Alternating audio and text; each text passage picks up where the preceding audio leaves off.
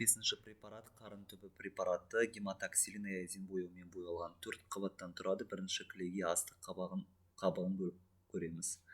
Онда біз бір қабатты цилиндр тәрізді эпителийлерді көреміз. Одан әрі қарай бізде меншікті қабаты болады.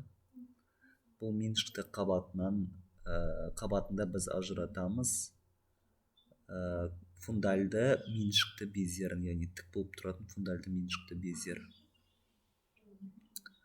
Бұл бізде 40 есе үлкейтілгендегі көрінісі болып табылады.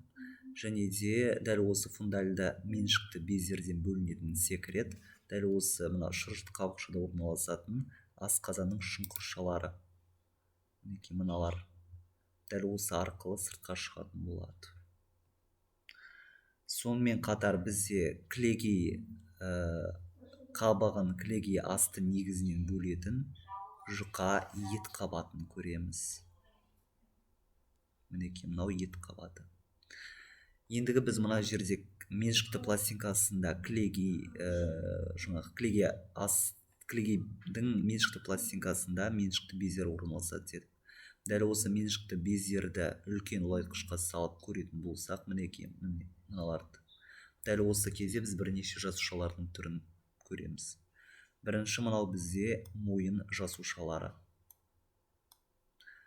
Сосын мынау бізде меншікті бездер. Дәл осы меншікті бездердің маңында орналасады. Мінекей мынау сарылар. Бұлар бізде париетальды клеткалар болады. Және де көкшіл болып тұрған олардың маңындағы бұлар негізгі экзокриноциттер.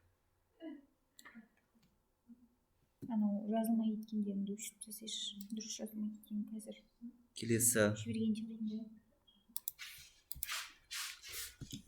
Келесі біз ажыратамыз. Кілегей асты негізін ажыратамыз. Одан әрі қарай біз ет қабатын ажыратамыз. Және ең оның сыртында сірлі қабығын көреміз.